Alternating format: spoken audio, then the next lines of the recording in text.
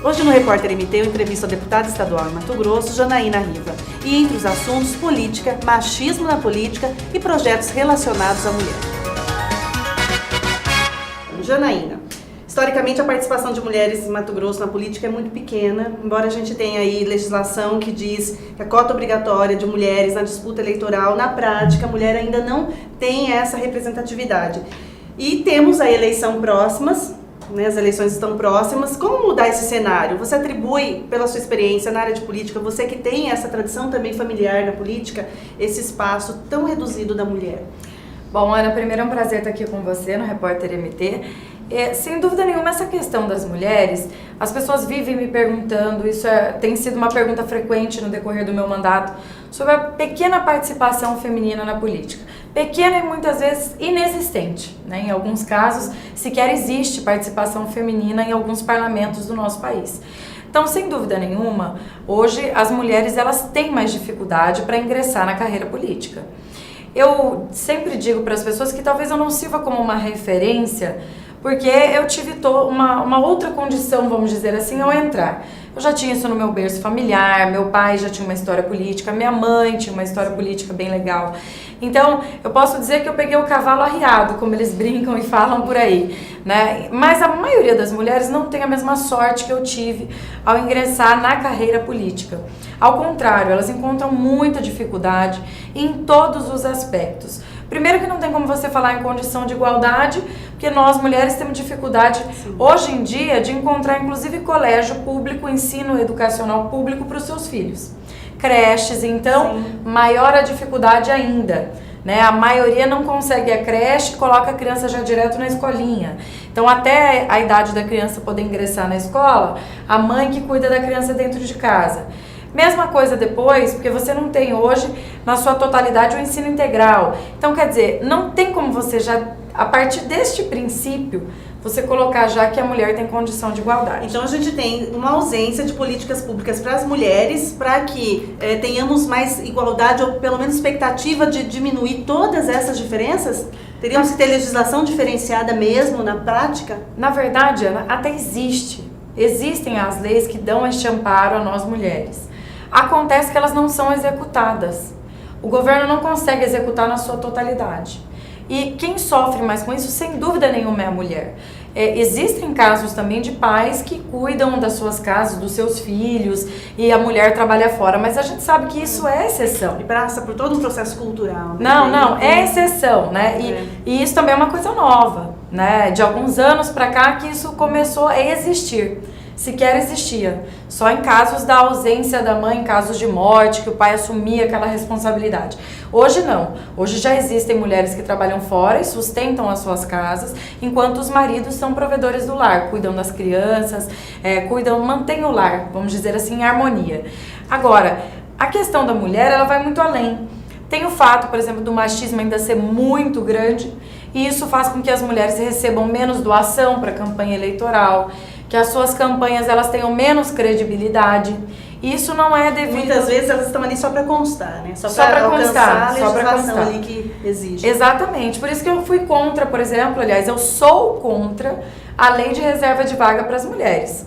Eu acho que ela deveria ser facultativa. A mulher ter a oportunidade de se candidatar, mas que não deveria ser obrigatório, porque isso não resolveu em nada para a participação das mulheres na vida pública. É exceção o caso da mulher que entra para preencher vaga e depois ela se torna uma candidata passível de concorrer num pleito eleitoral. O que acontece hoje? Você usa a candidatura da mulher, porque senão você não pode ter a masculina. E aí, a maioria das vezes, as mulheres são usadas como laranja, sequer os partidos prestam contas, elas se tornam inelegíveis. Então, quer dizer, dificultou ainda mais, na minha opinião, a participação das mulheres na vida pública. O machismo continua da mesma maneira na política ou você consegue ver um avanço? Você acredita em relação ao presidente Dilma, se ela fosse homem, você acredita que seria diferente todo esse percurso no sentido de aceleração, de tempo de processo? Na minha opinião, o machismo está presente, mas muito menos do que já foi no passado. Né? O machismo hoje ele ainda tem a sua representatividade, mas muito menor do que já existiu. Então, agora, por exemplo, na Assembleia, eu vejo na Assembleia uma coisa muito diferente, assim. Talvez por serem pessoas extremamente já politizadas e que já conversam com mulheres líderes também políticas, porque tem as presidentes de bairro, tem as presidentes de associação. Porque quando a gente vai para presidente de bairro, associação, movimentos, associações, as mulheres são muito fortes ali. Muito fortes, muito né? fortes. Então, qual é a dificuldade, né, dessa transição? Talvez porque ali ela esteja mais concentrada no seu seio familiar. Na sua comunidade. Exatamente, ela tem essa facilidade de fazer o seu trabalho dentro da comunidade, estando na sua casa todos os dias, em horário determinado, sendo encontrada em lugar certo, né? É diferente de você entrar num processo, por exemplo, numa candidatura de estadual, né? Que por mais que você seja candidata, um estado do tamanho do Mato Grosso, mesmo que na eleição você não tenha que percorrer o estado praticamente inteiro, como eu tive que fazer, mas durante o seu mandato você vai ter uma ausência muito grande da sua casa. Isso é normal. Você tem que viajar, você tem que se ausentar, você tem que ir para a base. E aí, na minha opinião, está mais uma dificuldade das mulheres. Fora também os maridos que têm dificuldade em lidar com essa participação da sua esposa em algum projeto político, vamos dizer. E você dizendo, na Assembleia você não sentiu de maneira tão agressiva o machismo? Não sinto. Eu já senti em alguns comentários, em alguns debates. Uma vez, por exemplo, com o deputado Wilson Santos, que eu cito sempre como exemplo, ele falou no discurso dele, porque você já teve 2 casamentos. Ele usou isso, por mais que isso não seja uma ofensa para ninguém, mas ele quis naquele momento me fragilizar enquanto mulher. Né? Ele usou daquilo porque ainda tem homens que têm essa visão machista de que a mulher, que ela tem mais de um casamento, essa mulher é uma mulher promíscua. Então ele quis usar isso para me desestabilizar. Mas eu não entrei na dele, eu desviei, inclusive falei que não jogaria com ele baixo como ele estava jogando comigo, até porque é uma coisa que eu aprendi, o que eu não gosto que falem com relação a mim, eu não falo com relação aos outros. Então eu evito muito num debate, evito e tento não fazer de forma assim, se um dia aconteceu, sem dúvida nenhuma, foi totalmente sem querer, mas é de você entrar nesse lado da vida pessoal de cada um. Porque isso machuca muito as mulheres. E isso é a primeira coisa que os homens fazem com as mulheres, principalmente numa disputa eleitoral. Sim. Então, quer dizer, os maridos não querem que a mulher entre, por quê? Porque aí sempre vai aparecer alguém que fale mal, alguém que diga que essa mulher, se ela tá numa reunião com homens, é porque ela é uma mulher fácil, porque ela é uma mulher que tá se desrespeitando a família dela. Ainda existe o preconceito. Peso pejorativo, até para tirar do aspecto da intelectualidade daquela mulher, né? Com certeza, é lógico. Não, ela você que é uma moça jovem, bonita, joga para essa questão, para tirar da sua intelectualidade, da sua competência, da sua habilidade. Não, sim, você vê que é uma coisa que às vezes as pessoas gostam de falar. Por exemplo, você é uma ótima jornalista, Ana, aí tem alguém do lado que comenta, também, né, bonita, assim, quem que não seria? Quer dizer, ela menospreza o fato de você ser uma ótima oradora, uma ótima profissional, uma pessoa que estudou para isso, que está preparada para ser uma jornalista. E isso acontece em todos os meios. Na política eu ainda vejo isso muito forte, mais do eleitor, como a gente estava falando agora há pouco. Os deputados, como eu disse, por conviverem com líderes mulheres, já aprenderam com essa convivência que ela é natural, que ela é necessária, inclusive. Porque os países mais desenvolvidos do mundo são aqueles países que têm uma certa paridade em número de homens e mulheres representantes no parlamento. Existe um equilíbrio. Isso é muito interessante. Quanto mais evoluído o país, esse é um dos critérios, inclusive, para se avaliar, né, a questão da democracia dentro de um país, a igualdade entre homens e mulheres. E isso em Mato Grosso a gente está muito distante. É, inclusive, um dos estados mais machistas do país. Então, você imagina você ser uma deputada jovem, vaidosa, como eu sempre fui, no segundo estado mais machista do país. Nossa!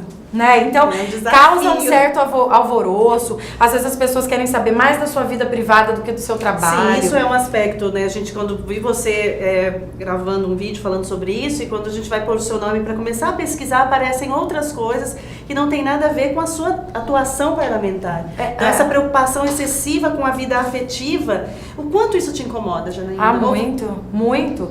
É uma coisa assim que você quer me deixar chateada, você ir em uma entrevista e a pessoa ter mais preocupação com relação a isso do que com relação ao seu trabalho. Por que isso ainda me machuca? Porque eu vejo que não existe o mesmo interesse com os meus colegas homens. E isso é uma coisa assim, eu sinto Quer dizer, quando você chama lá um deputado, e isso não só com parlamentar, isso eu faço um trabalho nas escolas, a Laurinha está até aqui com a gente acompanhando a entrevista, isso foi uma iniciativa lá do gabinete, que é justamente para levar para dentro das escolas uma mulher que hoje faz parte do poder. No caso, hoje eu sou a única, não gostaria que fosse, mas sou a única, para mostrar para aqueles meninos que eles já crescem com uma cultura muito machista de falar mal da coleguinha, de agredir a coleguinha, é um machismo mesmo que é cultural, para mostrar para eles que as mulheres podem ocupar os mesmos espaços e devem ocupar, que os homens ocupam, e isso tem que ser natural. Quer dizer, a participação minha hoje dentro da Assembleia, ela não podia causar tanto alvoroço, ela tinha que ser considerada uma coisa normal e parte de um processo político de evolução. Sim. Que é a mulher conquistando o seu espaço e sem que ela tenha que ser uma mulher masculinizada, sem que ela tenha que ter um padrão. Quer dizer, eu não posso ser avaliada pela minha forma de vestir, pelo óculos que eu uso, pela roupa. Não, você tem que ser avaliada pelo seu trabalho. E eu acho que a gente ainda está muito distante disso, muito distante. E a questão dos projetos, então, como você disse, aí as pessoas se preocupam tanto com a vida afetiva que aí o que realmente conta, que diz respeito à vida delas, que é projeto, leis, a sua atuação passam despercebidos.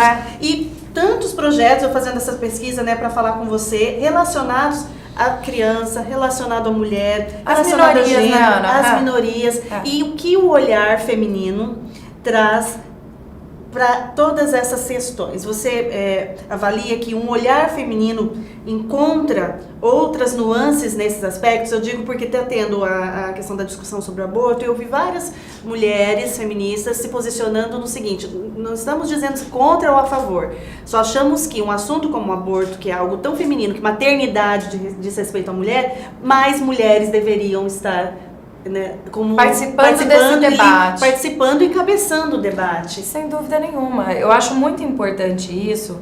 Você vê lá na Assembleia, até eu brinco, às vezes as pessoas falam, mas os deputados são machistas. Eu acho muito legal que o presidente, por exemplo, o próprio Eduardo Botelho, o deputado Nininho, que é meu parceiro também, todas as vezes que eles procuram falar sobre isso, eles brincam, nossa, nós queríamos ter mais 4 mulheres aqui, como a Janaína, mais 5, mas o Botelho até brinca, fala, eu queria que fosse 23, só tivesse eu aqui de homem. Mas por quê? Porque tem essa, não é só a questão da sensibilidade em si, mas também de apaziguar determinadas situações. Muitas vezes ali na Assembleia, quando as pessoas veem o meu posicionamento, elas só veem na tribuna. Sim, e você é crítica, você tem uma personalidade forte, e você se coloca, muitas vezes, até entrando em polêmicas. Não, né? várias. E você não tem medo de brigas em relação ao que você acredita. Isso, e assim, Ana, eu sinto que é importante, enquanto mulher, me posicionar em todas as situações, até porque as pessoas têm uma visão que nós mulheres, nós aceitamos tudo aquilo que é colocado para não polemizar, para não participar de discussão, porque de fato nós mulheres, a gente tem um zelo maior com a nossa vida, nós temos um zelo maior com aquilo que falam, nós nos magoamos com mais facilidade conforme a crítica é realizada. Avaliamos mais as consequências. Exatamente, daquilo, né? Por quê? Porque a consequência para nós mulheres de dizer em magoar é porque a gente tem uma família toda por trás, que muitas vezes eu posso ser totalmente desprendida das críticas, mas a família não é. E é dessa cultura machista também de achar que nós somos fragilizadas, nós somos frágeis. Achar que, por exemplo, que com determinada crítica eu vou ficar triste, eu não vou querer depois participar de mais discussões. Que ter sensibilidade é ser fraca. Com certeza. Não então, isso. Enquanto líder ali, eu sinto que eu tenho a necessidade de me posicionar em todas as discussões, para marcar um posicionamento que é de uma mulher, mas que não é porque eu sou mulher que eu sou frágil, que eu tenho medo, que eu tenho receio do que aquilo vai gerar. De arcar com a responsabilidade daquilo que você faz também, que isso é muito importante, né? Não usar do nosso gênero, de ser mulher, para se esconder atrás de alguma discussão. Não. Eu sei quando um comentário é machista e quando ele não é. Se a pessoa faz um comentário acerca do meu mandato com relação à minha postura enquanto parlamentar, ótimo. Agora, se deixa lá, porque é uma loira burra, porque só é bonita, porque só isso. Isso, pra mim, é muito mais ofensivo do que dizer que eu não faço um bom trabalho, que eu não tenho projetos bons. Muito mais ofensivo. E como você disse, essa minoria, essa questão do aborto, Lógico que nós precisávamos de mais mulheres para debater. Nós estamos falando sobre mulher. Como um homem vai avaliar o impacto de uma decisão como essa na vida de uma mulher? Ah, mas alguns homens têm essa sensibilidade. Mas não sentem o que é ser mulher, o que é ser mãe. Né? O que é você ter um filho, que você tem a responsabilidade com ele pela vida toda. E que a nossa cultura estipulou que isso cabe tão somente a nós mulheres. E em discussão até mesmo quem é vítima de violência. Claro. E assim, a mulher que é vítima. Então tem todo um trabalho feito em relação à violência doméstica, que também é uma das suas bandeiras, a violência doméstica. E aí vem toda uma discussão que também é gravidezes, que proveniente de violência doméstica, e cadê a mulher ali para discutir? E assim, isso, de certa forma, nos entristece de ver que não existe também de muitas mulheres essa vontade em participar. Porque esse participar não necessariamente quer dizer que essa mulher tenha que disputar uma eleição, mas ela se posicionar. Hoje todo mundo tem Instagram, tem Facebook. Se a gente está vendo uma mulher ali, igual eu vi esses dias, eu não lembro agora, eu acho que, se eu não me engano, era de Tangará, mas ela se expôs, umas fotos dela toda, no momento que foi cometido ato de violência, por mais de 5 vezes o marido a espancou, e as mulheres se silenciarem a respeito disso me incomoda. Né, o silêncio dos bons, muitas vezes as mulheres são machistas. Não, com certeza. Quanto os homens. E o pior são aqueles comentários de que a mulher fez por merecer, de que onde já se viu uma mulher andar com roupa curta, onde já se viu uma mulher dar carona para um amigo, como aconteceu recentemente. Então me revolta enquanto mulher ver que ainda existem mulheres que pensem dessa forma. Não é questão de você concordar ou não com a postura daquela mulher, mas é você ser contra a violência, você ser contra a ofensa, a agressão, ao assédio. Olha, Ana, eu sou capaz de dizer para você o seguinte, eu duvido hoje uma mulher em idade madura que eu quero dizer enquanto nós aqui que já estamos numa idade, vamos dizer, aptas ao mercado de emprego, que não tenha passado até hoje por um assédio sexual. Eu duvido, por menor que ele tenha sido, nenhuma mulher brasileira que hoje ocupa um emprego, é uma mulher, vamos dizer assim, ativa na sociedade, ativa. Aquela mulher que nunca saiu de casa não corre esse risco. Aliás, corre também, né? Porque tem mulheres que são assediadas por padrastos, pai, irmão. Sim. Mas num caso como esse, não existe uma mulher brasileira que não tenha sofrido um assédio. Um homem que passou e chamou de gostosa, alguém que passou e a acariciou sem que ela deixasse. Concordo. Existe campanha hoje, se eu não consentir, não me toque. Se eu não permitir, não me toque. Quer dizer, precisa ter uma campanha como essa para dizer aos homens que eles não podem tocar e acariciar uma mulher sem que ela permita? Hoje tem mulheres que acham absurdo o fato de uma mulher denunciar uma carícia de um homem. Ah, mas que absurdo, foi só uma carícia. Pera lá, meu corpo, meus direitos. Eu digo se eu me sentir agredida ou não, né? Lógico, eu que tenho que avaliar. Eu tenho que avaliar. E pensando nisso, você tem projetos, iniciativas nesse sentido, até a questão do atendimento à mulher vítima de violência. Essa já é uma lei, né, que trata do atendimento multidisciplinar. E ela também é uma questão da sensibilidade feminina. Muitas vezes, como eu disse para você agora há pouco, nós temos ótimos projetos e ótimas leis já em Mato Grosso em vigência. Mas a gente tem dificuldade em implantar essas leis. Recurso financeiro, não é tratado enquanto prioridade. Isso eu ia perguntar para você, porque eu percebo assim, você é muito atuante, muitos projetos, e aí a gente se depara com um discurso que está tudo congelado, que precisa desacelerar. Não fica aquela sensação de dar murro em ponta de faca, Janaína? Não fica, muitas vezes fica assim. Frustrante, porque tá ali, você é lindo projeto no papel e aí na prática você não funciona. Não consegue acompanhar os benefícios dela. E essa frustração, vou te ser sincera, eu li um livro e ele tratava exatamente sobre isso. Ele era um livro do Tuma e ele falava como é frustrante para um parlamentar. Muitas vezes tem parlamentares que passam 4 anos sem conseguir aprovar um projeto. Porque a maioria desses projetos, principalmente que tem alcance social como este tem, ele gera despesa. E gerar despesa ao executivo é vedado às assembleias legislativas. E as pessoas muitas vezes não sabem disso. Ah, por que você não faz um projeto assim, assim, assado? Ela não entende que o gerar gasto, gerar qualquer questão onerosa só cabe ao poder executivo, só ao governador. Enquanto deputado, você tem que criar projetos e leis que fomentem mas que não onerem o Poder Executivo. E é muito difícil. Porque como, por exemplo, você vai colocar em vigência um projeto como esse, desse tamanho, sem que tenha que se despender financeiramente. Mas, ao meu ver, tem coisas que valem a pena e tem coisas que não. Um projeto como esse, uma lei como essa, porque essa já é lei, mas tem um outro, por exemplo, que trata-se de uma casa de amparo às mulheres, porque hoje uma mulher, ela faz uma denúncia numa delegacia, ela tem que voltar para casa dela. E geralmente, quando se comete a agressão, o ato de matar o seu companheiro, o homicídio, ele vem logo após. Logo após. Quando, geralmente, os dados mostram isso. Quando uma mulher é assassinada, antes ela foi vítima de alguma violência. Muitas vezes por várias, né? Agressões, muitas vezes por várias. Morais, muitas vezes por várias. Só que ela volta para um lugar, para uma casa, que é a única casa que ela tem para morar, onde ela está suscetível a que este homem a encontre a qualquer momento.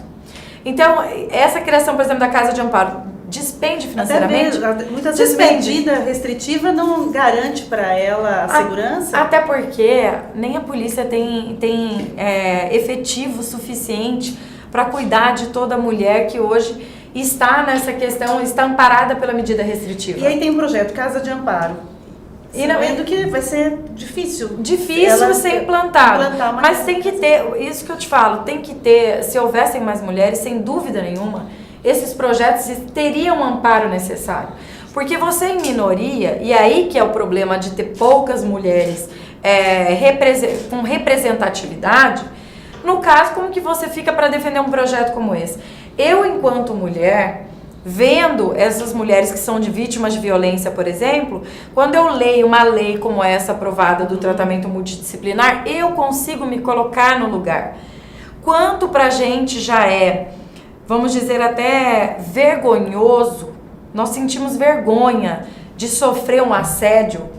Como que você, depois de ser vítima ainda de um estupro, que muitas mulheres ao serem vítimas de estupros, a sociedade a coloca como culpada também disso ter acontecido. Que ela provocou toda a situação, né? Se ela não estivesse andando naquele local, naquele determinado período com aquela roupa, certamente ela não teria sido... Eu já cheguei ao absurdo eu já cheguei ao absurdo, Ana, de ler comentários de pessoas de dizer que porque a mulher era dada demais, quer dizer, ela era simpática demais, ela conversava demais, então foi por isso que ela foi escolhida para morrer. Então tem esse absurdo todo. E aí você vê um caso como esse, que a mulher tinha que ficar andando de unidade de saúde em unidade de saúde para ela poder passar por todos os procedimentos após cometido o estupro.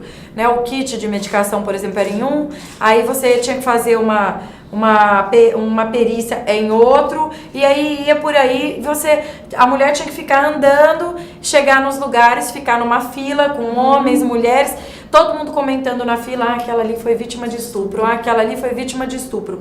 O quanto isso é ruim para que ela siga a vida dela em paz. Já é difícil superar a violência. Quanto mais quando ela se torna pública. Exatamente. Né? Quanto mais quando ela se torna pública a toda a sociedade. Né? O preconceito que essa mulher sofre, inclusive para encontrar um novo relacionamento. Mesmo sabendo que essa mulher não tem culpa nenhuma daquilo que aconteceu. Como se ela ficasse marcada. Como se ela ficasse marcada. Na sua honra, em todos os aspectos. Não, com certeza, com certeza. E os riscos que ela corre também, né? Que muitas mulheres acabam gerando um filho no decorrer por causa de um estupro. Eu já vi história de crianças que acabaram gerando o filho do próprio pai. Então isso tem que começar a ser coibido e a gente tem que ter mais leis efetivas, apesar de, enquanto deputado estadual, não ter esse poder de mudar as leis federais. Mas eu vejo que se nós não começarmos um movimento, isso de todas as mulheres, não importa se você é político ou se você não é, se você é dentista, você é médica, você é uma policial militar, você é uma dona de casa, você tem que levar isso como uma defesa não exclusivamente daquela mulher, mas uma defesa de todas nós que temos filhas e que podem passar pela mesma violência que várias mulheres estão passando hoje. A carreira política é a sua paixão, é o que você vai seguir. Ah, é minha paixão, sempre foi minha paixão, apesar de eu ter noção do quanto isso... Você estudou Direito, né? Fiz Direito, mas eu já fiz Direito, já com essa vontade de entrar na vida pública, que eu acho que Direito é uma matéria, é uma disciplina que, querendo ou não, ela é muito abrangente, né? Ela pode estar em todo lugar e ela não... ela só agrega, né? A qualquer profissão. Eu sou advogada também. Advogada e jornalista. A Laura é jornalista e está fazendo Direito. A Kézia, que trabalha comigo, também está fazendo Direito e é dentista. Então, ela é muito abrangente. Agora, eu vejo que, para mim, sem dúvida nenhuma, uma motivação, tamanha injustiça ainda que as mulheres sofrem no nosso país e principalmente no nosso estado. Os comentários de brincadeiras que muitos homens, até a gente estava comentando, né, em off, muitos homens acham que são brincadeiras super legais, que eles estão arrasando, que todo mundo dá risada, mas que eu, quando vejo, sinceramente, a pobreza de espírito de algumas pessoas que ainda têm essa questão de gênero, como se o homem fosse superior à mulher, isso me motiva a continuar. A gente se sente agredida. Se sente. E eu sinto hoje que esse enfraquecimento da mulher, ele tem que ser, na vida pública, ele tem que ser uma motivação para mim continuar. Para eu não desanimar. Porque o que mais me incomoda enquanto mulher, e o que mais incomoda a maioria das mulheres, são, sem dúvida nenhuma, esses comentários preconceituosos e machistas. E a gente tem que enfrentar isso. Porque no futuro, eu vejo minha filha Sofia, você tem sua filha também, e eu quero que a Sofia seja o que ela quiser ser. Porque, para mim, o que não comporta mais é a gente viver em um país e um estado que as mulheres estejam limitadas por ser mulher, ou porque o marido não quer, ou porque... Então, isso tem que acabar. E para acabar, a gente não pode desanimar. Se nas primeiras vezes que eu sofri esse tipo de coisa eu desanimasse, eu estava praticamente entregando a guerra, vamos dizer assim, aos inimigos. E isso não pode acontecer. Eu tenho que parar o dia que eu entender que isso, de uma certa forma, não está mais me trazendo benefício nem para mim, nem para a população. Mas enquanto ainda houver esperança de que eu posso fazer a diferença, eu quero continuar. Para terminar, Janaína, eu tinha um monte de coisa para falar com você, mas não vai dar tempo, vou te convidar para uma próxima vez para a gente falar mais coisas. Mas eu gostaria de tocar nesse assunto do selo estadual Prefeitura Amiga das Mulheres, que você propôs esse projeto e me chamou muito a atenção, que é no sentido também de despertar os municípios para esse trabalho em prol da mulher, porque muitas vezes a gente pensa, Cuiabá, Várzea Grande, nossa, um selo, Prefeitura Amigo, né, Amigo das Mulheres. Isso, né? Prefeitura Amiga das Mulheres. Exatamente. Mas a gente tem 141 municípios no Mato Grosso e com contextos muito diferentes. Muito, se não for por muito. meio de algo que realmente impacte, como um selo pode impactar para que mude hábitos e comportamentos? Essa ideia do selo ela é muito legal porque ela surgiu de um movimento justamente das mulheres. A Calma Sal, que você conhece também, jornalista... E ela levou essa demanda para mim e num primeiro momento eu também tive esse pensamento, falei, nossa, mas no que isso pode contribuir? Depois, pensando bem, eu falei, olha, primeiro, é uma forma de você estimular as prefeituras com relação à participação feminina. Isso não só de forma direta na prefeitura, enquanto contratadas e tudo, mas também de estimular as políticas públicas voltadas para as mulheres. E isso pode ser em vários âmbitos, não só no combate à violência, que também é relevante, mas também, por exemplo, em capacitação profissional, a preocupação de inserir as mulheres no mercado de trabalho. E aí depois surgiu uma ideia, mas o selo vai contribuir no quê? Depois nós começamos a pensar em formas de o selo já existente inserir ele, por exemplo, em algumas das situações no qual os municípios são beneficiados. Isso pode ser, por exemplo, com relação aos incentivos, pode ser, por exemplo, um quesito na hora de se levar uma empresa que vai gerar emprego para um município. Quer dizer, o governo pode usar o selo para, na hora de trazer uma empresa que quer vir para o estado, critérios. Ele pode usar e falar assim, olha... nós temos prioridade aos municípios que têm o selo de Prefeitura Amiga da Mulher, tal. É uma forma de estimular. Quer dizer, esse selo vai ser como, por exemplo, uma qualificação para um profissional que quer entrar no mercado de trabalho. Quando você tem dois profissionais que têm a mesma capacidade, você analisa qual tem, vamos dizer assim, qual tem mais qualificação, qual buscou mais preparo. Aí você tem uma pós, esse aqui, ele tem um curso de qualificação em determinada matéria, que não é necessariamente um critério. mas vira-se como se fosse uma vantagem em detrimento aos outros. Então, acho que esse selo, depois de inserido, nós vamos poder usar ele para vários critérios que o Estado pode utilizar, inclusive em repasses de recurso. Quer dizer, se eu tenho um recurso que eu quero passar para os municípios investirem em qualificação profissional, eu vou investir naquele que tem uma sensibilidade maior, ele tem o selo porque ele faz atividades relacionadas às mulheres. Então a gente vai criar depois ferramentas de fazer com que o selo tenha relevância na hora de se demonstrar que o município é preocupado com a questão não de igualdade de gênero, mas vamos dizer de igualdade de direitos, inclusive entre homens e mulheres. Direitos e deveres, né? Janaína Riva, minha entrevistada de hoje aqui no Repórter MT.